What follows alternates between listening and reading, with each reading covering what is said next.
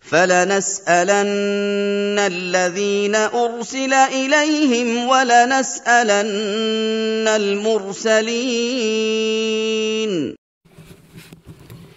إن الحمد لله نحمده ونستعينه ونستغفره ونعوذ بالله من شرور أنفسنا ومن سيئات أعمالنا من يهده الله فلا مضل له ومن يضلل فلا هادي له وأشهد أن لا إله إلا الله وحده لا شريك له وأشهد أن محمدًا عبده ورسوله أما بعد فإن أحسن الحديث كتاب الله وأحسن الهدي هدي محمد صلى الله عليه وسلم وشر الأمور محدثاتها وكل محدثة بدعة وكل بدعة ضلالة وكل ضلالة في النار.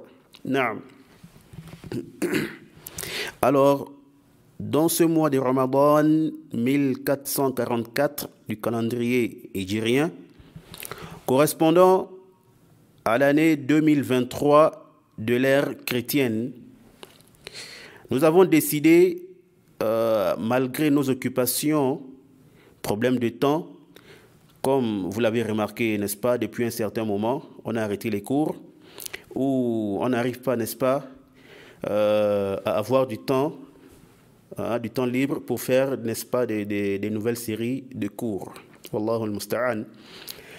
Mais bi'idhnillahi ta'ala, abshiru, dans ce mois béni de Ramadan, nous allons faire impossible, même si, n'est-ce pas, ça pourrait ne pas être à tout moment. Mais, Inch'Allah ta'ala, on va faire un effort. Dès qu'on a un petit temps, nous allons essayer de faire quoi? Un rappel aux frères et aux sœurs. Essayer de faire, n'est-ce pas, de faire profiter la Ummah autant que cela soit, ou autant que possible. Et naam.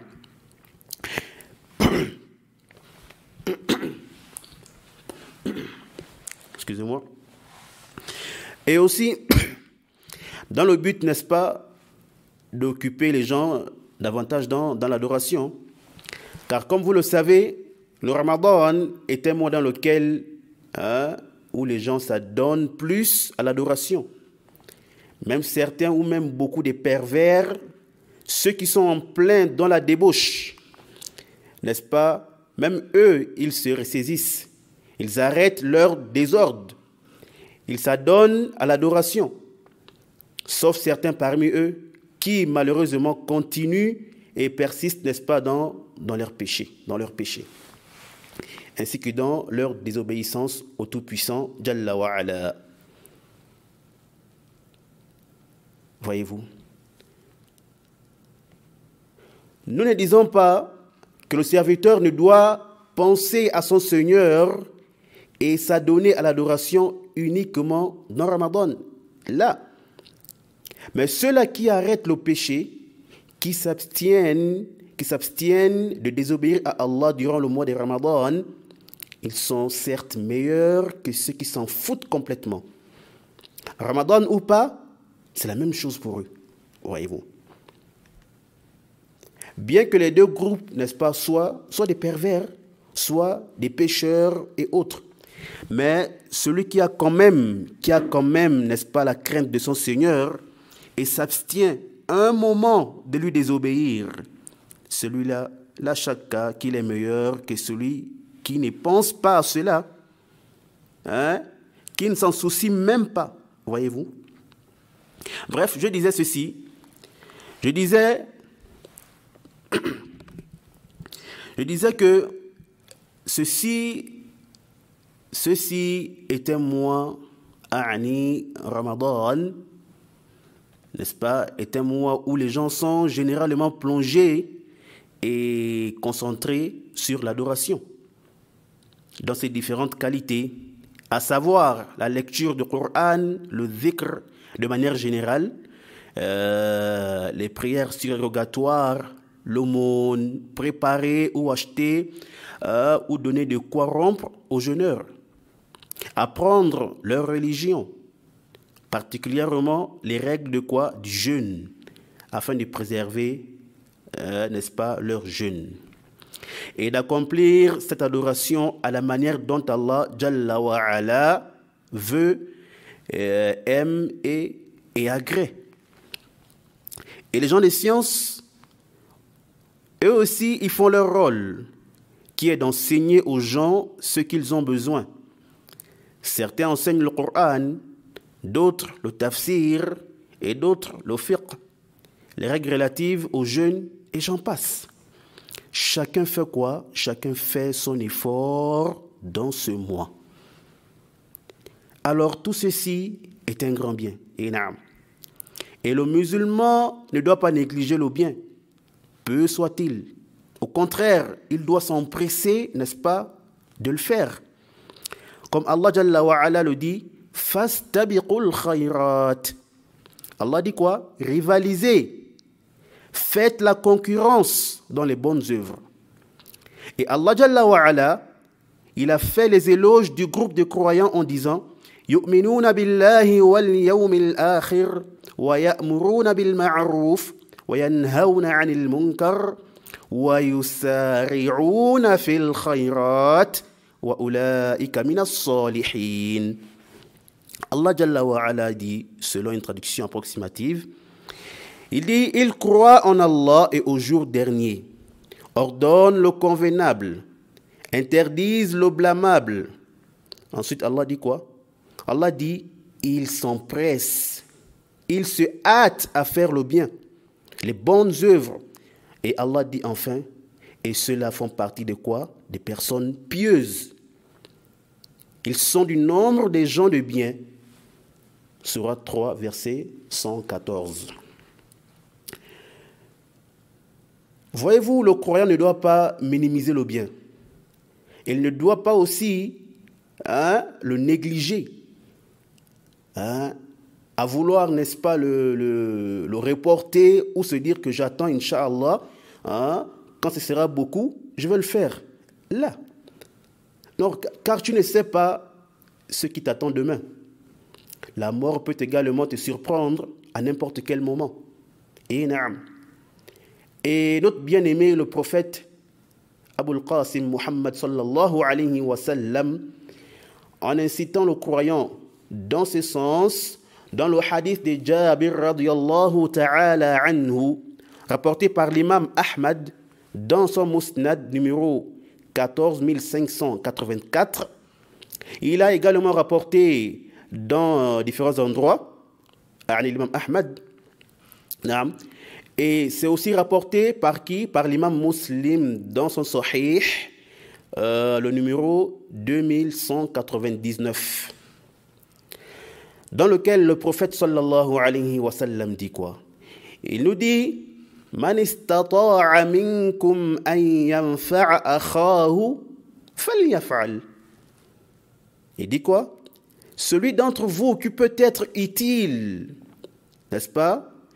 Celui d'entre vous qui peut être utile pour son frère, alors qu'il le fasse.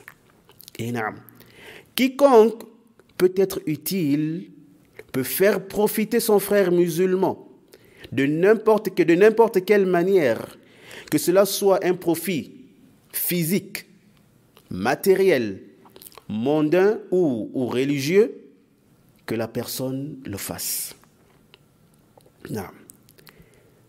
Alors, en m'appuyant sur cela, sur ce que vous avez entendu concernant le fait de faire du bien, peu soit-il, et le fait d'être utile, n'est-ce pas, et de faire profiter son frère, que je me suis dit, bien que je suis occupé, n'est-ce pas, bien que je suis occupé avec les études et les recherches et autres, mais je vais quand même m'efforcer à faire quoi? À faire profiter mes frères et sœurs, vous voyez, parce qu'Allah Jalla wa Ala me facilitera dans ce mois, même si ce n'est pas en expliquant le chapitre du jeûne, car en ce moment, je n'ai pas le temps.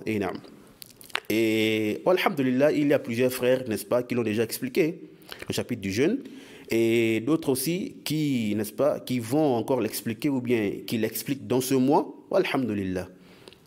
Et nous allons expliquer également, n'est-ce pas, le chapitre du jeûne au moment venu, bi'idhnillahi ta'ala, qu'Allah nous le facilite.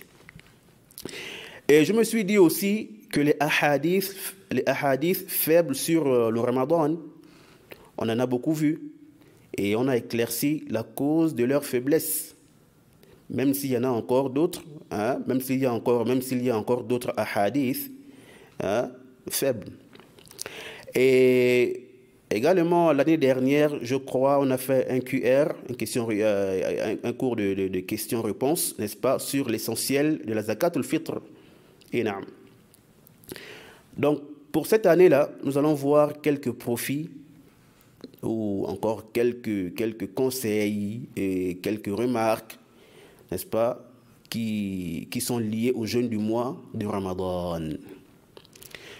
Je demande à Allah Jalla wa Ala de faire en sorte que cela soit profitable pour moi-même en premier. Ceux qui vont l'écouter, ceux aussi qui vont, n'est-ce pas, les mettre en application, ainsi que tous ceux-là qui les propageront, et qu'Allah Jalla wa Ala nous accorde la sincérité dans les propos et les actes, et qu'il fasse que tous les actes qui proviendront de nous soient uniquement pour chercher quoi? Son visage et son agrément, et qu'Allah Jalla wa Ala nous éloigne de l'ostentation apparente comme cachée, de près ou de loin. Inna rabbana la sami'u du'a. Naam. Tayyib. Nous allons commencer cette série de profits, des conseils et autres par quoi? La parole d'Allah Azza wa Jal dans la sourate 2, le verset 183, là où Allah subhanahu wa ta'ala dit Ya ayyuhalladhina amanu kutiba alaykumus siyamu kama kutiba ala alladhina min qablikum la'allakum tattaqun. Selon une traduction approximative, Allah Jalla wa Ala dit Ô vous qui avez cru, le jeûne vous a été prescrit comme il a été prescrit à ceux qui vous ont précédés, afin que vous atteigniez la piété.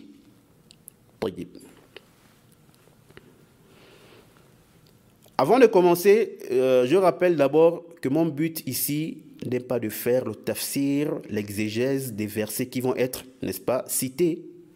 Hein? Mon but n'est pas de faire le tafsir des versets qui vont être cités dans leur intégralité, Mais mon but est quoi? Est plutôt de faire ressortir des profits, des fawaïd de ces versets. Et si cela requiert l'exégèse de certains versets ou de certaines parties, alors, n'est-ce pas, nous serons contraints de le faire. Wadih. Ceci étant dit, le premier point que nous allons aborder concernant le verset précité, c'est la parole d'Allah subhanahu wa ta'ala Ya ayyuhalladhina amanu. Ô vous qui avez cru. Tayyib. Ici là, le ya c'est quoi? Il est appelé harfu ou adatun nida. C'est une lettre ou un outil d'appellation ou d'interpellation. Il sert à quoi? À appeler, à interpeller, alerter ou encore attirer l'attention. Que la personne soit loin ou proche. Ala sahih.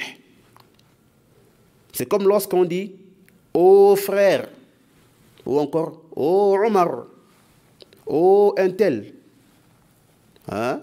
« Ô vous qui avez cru » qu'il soit présent ou absent, hein? Ou qu'il soit proche ou loin. Et le ayyu, dans ayyuha, il est appelé quoi? Al-munada. Celui qui est, n'est-ce pas, interpellé. À la base, il est nakira, indéfini et indéterminé. Mais il se détermine par le nom ou par ce qui lui est annexé, ce qui vient après.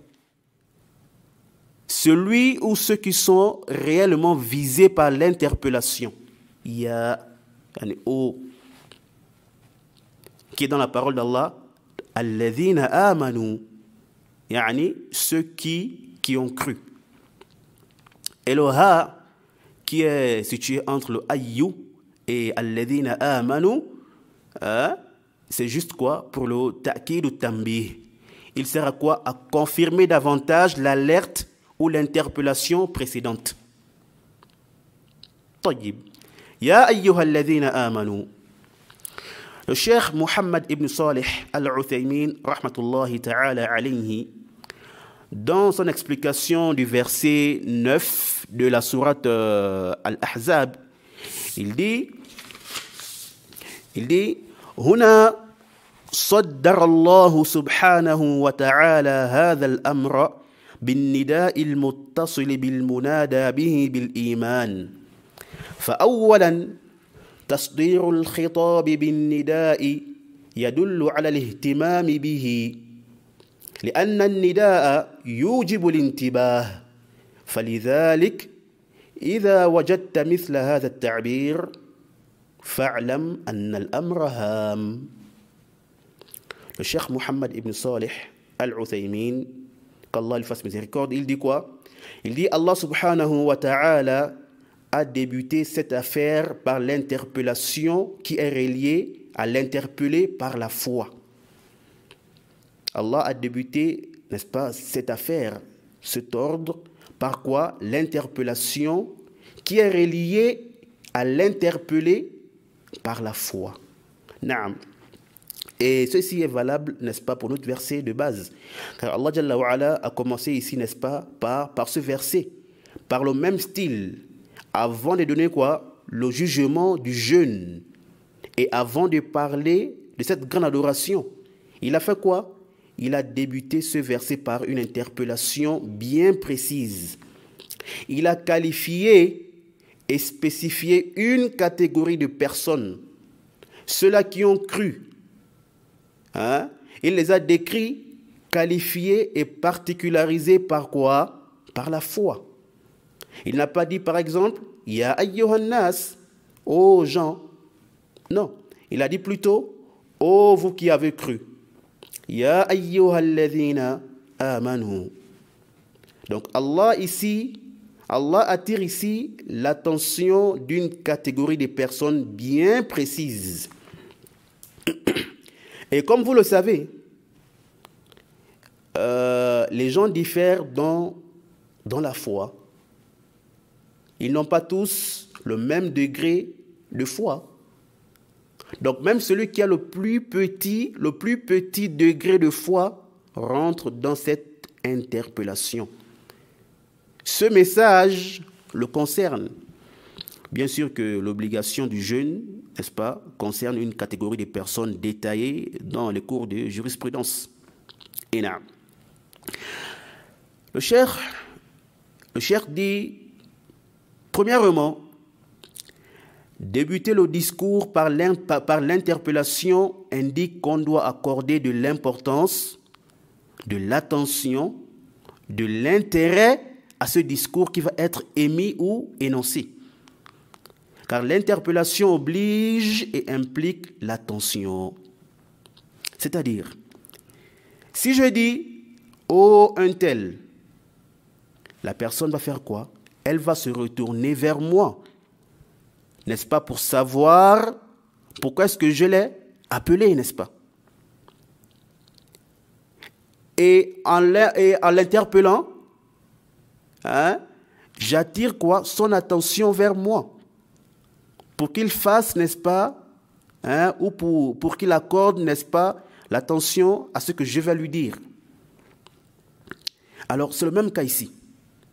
Voilà pourquoi le cheikh dit, il dit ensuite, lorsque tu vois ce genre d'expression, yani dans le Coran, alors sache qu'il s'agit d'une chose importante. N'est-ce pas le cas ici? Allah nous dit quoi? Allah ici, il nous interpelle ici pourquoi? N'est-ce pas pour nous parler d'une chose importante qui fait partie même des piliers de l'islam? C'est clair? طيب. Le Cheikh Ibn Uthaymin rahimahullah ta'ala dit dans la suite de ses propos: ثم إن توجيه الخطاب والنداء إلى من اتصفوا بالإيمان ثم إن توجيه الخطاب والنداء إلى من اتصفوا بالإيمان يدل على أن هذا من مقتضيات الإيمان. ثم قال: ثم إن في وصفهم بالإيمان إغراء لقبول ما وجه إليهم. Le Cheikh Ibn Uthaymin, qu'Allah lui fasse miséricorde, dit: ensuite, orienter le discours et l'interpellation vers ceux qui ont été caractérisés et décrits par la foi indique que ceci, ce qui va être mentionné, donc indique que ceci fait partie des exigences de la foi. Cela fait partie des choses que la foi requiert, que la foi t'impose, n'est-ce pas, à accomplir ou à délaisser. Et la mise en pratique de cet ordre-là qui t'est demandé est une preuve de la foi. Et ne pas le faire sans excuse considéré par la législation est une preuve d'un manque ou d'une diminution ou une baisse de foi. Non. Puis le cheikh, rahimahullah ta'ala, il dit un peu plus devant, ensuite, le fait qu'il soit décrit et qualifié par la foi, il dit, c'est comme les inciter et les encourager à accepter, n'est-ce pas, ce qui leur a été adressé. Non. Car la foi implique, ou leur foi, n'est-ce pas, les conduit à accepter ou de mettre en pratique ce qui leur a été, n'est-ce pas, demandé. Et non. Fin des propos du cheikh Mohammed ibn Salih al-Uthaymin, rahmatullahi ta'ala alayhi, qu'Allah lui fasse grandement miséricorde. Naam. Alors, ici là, il y a un athar, un récit très connu et répandu que les gens mentionnent souvent, les gens des sciences et autres. Il s'agit de quoi? Il s'agit du récit dans lequel il est dit أن رجلا أتى عبد الله بن مسعود فقال اعهد لي أو اعهد إلي وفي رواية أوصني فقال إذا سمعت الله تعالى يقول يا أيها الذين آمنوا فأرعها سمعك فإنه خير يأمر به أو شر ينهى عنه. On dit qu'un homme vint à Ibn Mas'ud et lui dit: conseille-moi. Et Ibn Mas'ud lui dit: si tu entends Allah subhanahu wa ta'ala dire: ô vous qui avez cru, alors sois très attentif. Écoute-le attentivement. Prête-lui bien ton ouïe, car soit c'est un bien qu'il recommande, soit un mal qu'il interdit. Alors ce athar-là a été rapporté par Abdullah ibn al-Mubarak dans Az-Zuhd, le numéro 36, et Abu Ubaid al-Qasim ibn Sallam dans Fada'il al-Qur'an, la page 74, et rapporté aussi par Saïd ibn Mansour dans ses Sunan, numéro 50 et 848. Également dans Az-Zuhd de l'imam Ahmad, le numéro 866, et Ibn Abi Hatim dans At-Tafsir, le numéro 1037. Rapporté également par Abu Nu'aym dans Hilyatul Awliya, le tome 1 à la page 130. Et rapporté aussi par l'imam al-Bayhaqi dans Shu'ab al-Iman, le numéro 1886, d'après Mis'ar ibn Kidam, d'après Ma'an. Et d'autres, tels que Ibn al-Mubarak et autres, ont dit quoi? Mis'ar ibn Kidam, d'après Aoun, ou Ma'an, ou l'un d'entre eux.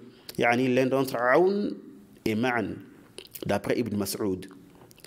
D'autres aussi, comme Saïd ibn Mansour, l'ont rapporté directement de Mis'ar, d'après Ibn Mas'ud.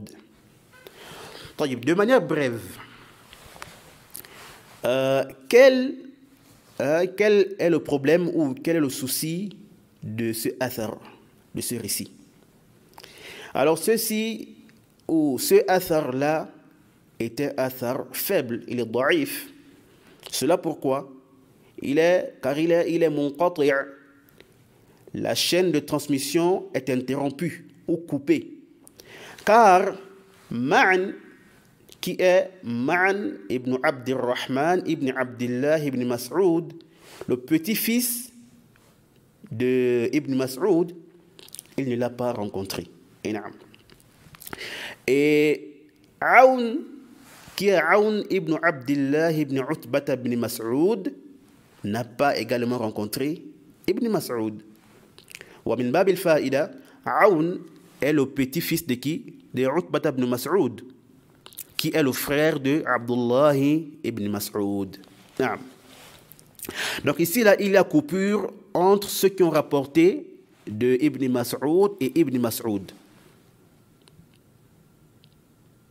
Et je n'ai trouvé aucune autre version qui mentionne l'intermédiaire entre eux et Abdullah ibn Mas'ud. Donc le athar reste quoi? Munqati' da'if. Il est quoi? Il est faible. Par conséquent, il n'est pas permis d'attribuer cette parole à Ibn Mas'ud. Wadih. Tayyib. Écoute ceci. Nous disons, bien que ce athar soit faible, mais son sens demeure bon. On peut par exemple mentionner cette parole, voyez-vous, mais attention, sans l'attribuer à Ibn Mas'ud, car il ne l'a pas dite. Même si cette parole a un bon sens. Je ne sais pas si vous comprenez.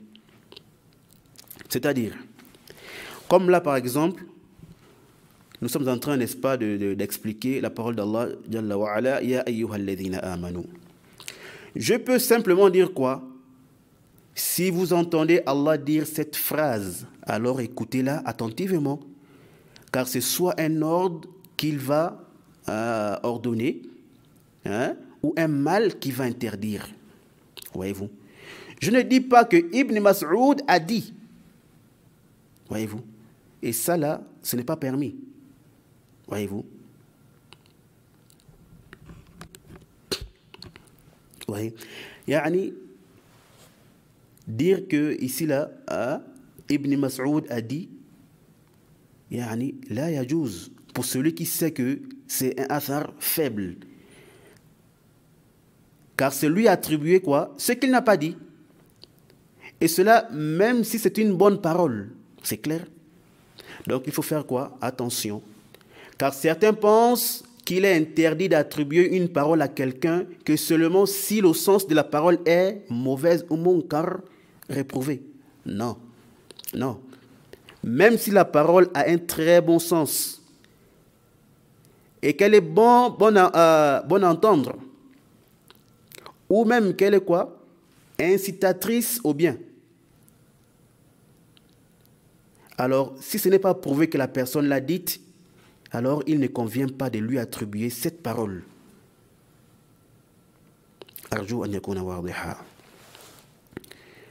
Vous pensez que certains parmi les zuhad, les ascètes et autres, qui ont inventé des ahadiths dans les mérites des actes et autres, qu'est-ce qui les a poussés à le faire? Qu'est-ce qui les a poussés à le faire? Parmi les causes, il y a le fait que leur but était quoi? D'inciter et encourager à l'adoration ou à faire quoi? Ces actes-là. Donc, ils fabriquent et forgent des belles paroles qu'il attribue au prophète sallallahu alayhi wa sallam. Soi-disant, parce que les gens se sont détournés de l'adoration. Ceci n'est pas permis à Ikhwa. Il ne convient pas de mentir aux gens, hein, dans le but de quoi? De les attirer à l'islam ou dans le but de les encourager à faire ou délaisser, hein, ou à délaisser un acte quelconque. Ou parce que tu les vois dans l'égarement, tu viens mentir sur Allah et son messager, hein, et leur dire ce qu'ils n'ont pas dit. Soit disant que tu veux faire quoi? Que tu veux les sortir de l'égarement. Tu veux qu'ils soient guidés, qu'ils se cramponnent à l'adoration. Comme font également cette secte d'égarés, Jama'at al-Tabligh, Hadahumullah, qu'Allah les ramène sur le droit chemin. Ils racontent des hadiths faibles et même inventés aux gens. Et parfois des histoires, comme on dit, qui n'ont ni tête ni queue. Les khuza'abalat, wallahu al-musta'an.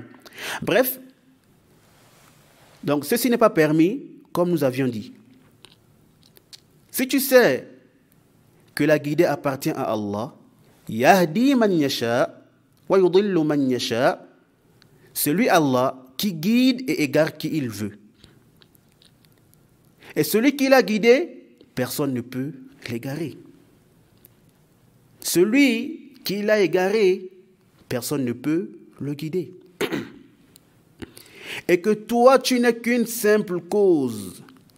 Ce n'est pas toi ni ta parole qui peut faire quoi? Qui peut changer. Ou qui peut changer une personne. Mais vous n'êtes plutôt que des asbab, que des causes. Alors pourquoi tomber dans ce grand péché? Mentir aux gens. Mentir sur Allah et son messager, alors que vous entendez et connaissez peut-être par cœur la parole du prophète sallallahu alayhi wa sallam, Man yahdillahu fala mudilla lah, wa man yudlil fala hadiya lah. Et des versets allant dans le même sens. Walakinnakum la tafqahun. Wallahu al-musta'an. Naam, on revient sur ce qu'on disait. Et je pense que ce que nous avions dit sur le athar qui est attribué à Ibn Mas'ud radiyallahu ta'ala anhu est clair. C'est un athar qui est faible. Il ne convient pas, il n'est pas permis de lui attribuer cela. Même si certains ulama le mentionnent. Voyez-vous? Et même si nous voyons que le sens de cette parole est bonne. Wadih. Une autre remarque ici. J'attire l'attention de ceux qui n'aiment pas lire et qui n'aiment pas retourner directement aux sources. Ceux-là qui aiment la facilité. Ceux-là qui se limitent aux choses qu'on leur mentionne sur le net ou dans certaines applications. Aujourd'hui, nous avons beaucoup de ni'am, beaucoup de bienfaits, walhamdulillah. Parmi lesquels on trouve certaines applications de hadith à partir desquelles tu peux faire quoi? Le takhrij des hadiths. Et cela rapidement. Ce n'est pas mal, mais ce n'est pas suffisant. Ce n'est pas quoi? Suffisant. Il y en a qui sont fiables et d'autres non. Et il y a plusieurs erreurs dans ces applications-là. Parfois, on te dit que c'est rapporté par telle personne, alors que ce n'est pas vrai. Il se peut qu'il ait juste mentionné, hein, mais le rapporter, non. Voyez-vous? Car il y a une différence entre ces deux termes pour ceux qui savent. Et par moment, on te dit que telle personne a authentifié ce hadith. Souvent, il te mentionne la source, et parfois non. Mais quand tu retournes à la source, ou après que tu aies fait des recherches, tu trouves que la personne en question ne l'a pas authentifié. Bref, je ne veux pas être long. Et j'avais déjà fait un écrit sur ça, sur un hadith qui circulait, n'est-ce pas, sur le net, comme quoi le Cheikh Al-Albani, rahimahullah ta'ala, l'avait authentifié. Naam. Je reviens avec ça ici, pourquoi? Je reviens avec ça ici encore une fois de plus, parce que j'ai vu, n'est-ce pas, dans une application célèbre des hadiths, que l'éminent cheikh Ahmad Shakir, rahmatullahi ta'ala alayhi, qu'il avait authentifié la chaîne de transmission de ce récit qu'on attribue à Ibn Mas'ud. Et j'étais vraiment étonné que le cheikh ait authentifié cela. Mais quand je suis retourné, lorsque je suis retourné vérifier, qu'est-ce que j'ai trouvé? Premièrement, j'ai trouvé que le cheikh ne l'a pas authentifié comme ils ont dit. Il a plutôt dit quoi? Isnaduhu jayyid. Isnaduhu jayyid. Yani, la chaîne de transmission est bonne. Donc, ceci implique que quoi? Que son degré soit moindre ou inférieur à la chaîne authentique. Si c'était seulement ça le problème, on pouvait se passer de ça. Mais la parole du cheikh a une suite qui montre qu'il affaiblit cette chaîne de transmission. Car il dit, Isnaduhu jayyid illa anna fihi inqita'an bayna Ma'an wa Auf wa bayna Ibn Mas'ud. Illa anna fihi انقطاعا بين معن وعون وبين ابن مسعود. Il dit quoi? Sa chaîne de transmission est bonne, sauf qu'il y a une coupure entre Ma'an et Auf et Ibn Mas'ud. Yani, comme on a expliqué. Bon, ici il a dit Auf. Ici il a dit Auf. Non, il a dit Auf. Et c'est mentionné comme ça dans certaines nusakh. Mais as-sahih, c'est quoi? C'est Aoun, yani bin noun, et non Aouf, bil fa. Wallahu a'lam. Voyez-vous que le cheikh ici n'a pas authentifié la chaîne comme ils ont dit. Il l'a plutôt affaibli. Et il a confirmé qu'il y a une coupure dans la chaîne. Voyez-vous? Et pourtant, je suis retourné à la même source qu'ils ont mentionnée. Mais le jugement est différent de ce qu'ils ont dit. Vous pouvez retourner, vous aussi, au tafsir, ou bien Umdat al-Tafsir, le tome 1, à la page 619. Naam.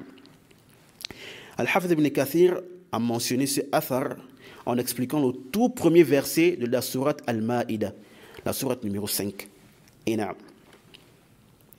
طيب. Ya ayyuha alladhina amanu. Oh, vous qui avez cru. Vous qui avez cru en quoi? En Allah, en ses anges, en ses livres, ses messagers, au jour dernier et au destin bon comme mauvais. Yani les piliers de la foi. Naam. Et ceci est connu. Ensuite, sachez que l'interpellation, le message, le discours ou la parole ici est adressé à tout croyant et non pas seulement à ceux qui étaient présents lors de la révélation, aux Sahaba, non. Ici, Allah s'adresse à tout croyant, homme comme femme, petit comme grand, malgré les différents degrés de foi des gens. Mais cela concerne tout celui qui rentre dans le Ismul Iman, dans le nom ou l'appellation de la foi, comme nous l'avons dit précédemment. Et l'obligation qui vient après, yani le jeûne, à ces règles dans le kutub du fiqh. Naam. Wallahu ta'ala a'lam. Je pense qu'on va d'abord s'arrêter ici pour ce premier dars. Et ceci était donc le premier profit. Naam. Et bi'idhnillahi ta'ala, nous allons continuer avec la suite du verset dans l'audio prochain. Inch'Allah ta'ala. Je profite à rappeler à ceux qui nous écoutent de faire un effort et de ne pas être parmi les perdants.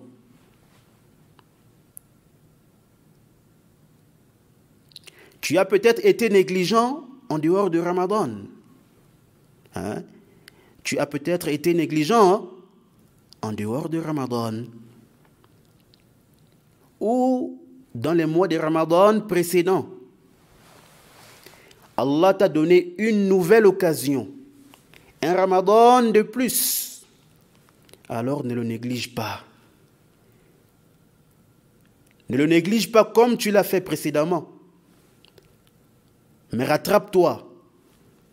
Arrange ta relation avec ton Seigneur. Rapproche-toi de lui par toutes les adorations possibles qu'Allah Jalla wa Ala aime et agrée. C'est le moment de délaisser ce que tu faisais comme désobéissance et prends l'engagement de ne plus retourner dans ces actes de désobéissance, même en dehors de Ramadan, car on adore Allah à tout moment. On adore Allah à tout moment, pas seulement dans le mois de Ramadan. Jeûne ce mois, prends l'intention et multiplie les efforts. Dis-toi ou demande à Allah, dis, Allah, aide-moi à faire en sorte que ce mois soit meilleur pour moi que le mois de Ramadan dernier, ainsi que tous les mois antérieurs. Profite de ce mois de Ramadan, comme si c'était le dernier Ramadan que tu allais jeûner de ta vie. Peut-être que ce sera le dernier et que tu ne vas pas jeûner celui de l'année prochaine. Alors jeûne chaque jour de ce mois et multiplie les adorations comme si c'était ton dernier jour sur terre. Qui te dit que tu jeûneras demain? Certains n'ont pas trouvé ce mois de Ramadan, ils sont morts. D'autres commencent, mais décèdent un jour, 2 jours, quelques semaines après, et n'atteignent pas la fin de Ramadan. Donc, avant même de penser au mois de Ramadan prochain, pense d'abord au jour dans lequel tu te trouves. C'est peut-être ton dernier jour, tes dernières heures, tes derniers instants. Alors fais un effort, mon frère. Fais un effort, ma sœur. Multiplie les adorations. Ne sois pas négligent. Ne sois pas du nombre des insouciants, du nombre des gens qui sont distraits, et reste dans la distraction jusqu'à ce que la mort vienne les surprendre. Et là, il sera trop tard. Je vais m'arrêter ici pour ne pas être long. Qu'Allah Jalla wa Ala nous facilite le jeûne de ce mois avec foi et espérance. Wa sallallahu ala nabiyyina Muhammadin wa ala alihi wa sahbihi wa sallama tasliman mazida. Wa subhanaka Allahumma wa bihamdika ashhadu an la ilaha illa ant astaghfiruka wa atubu ilayk.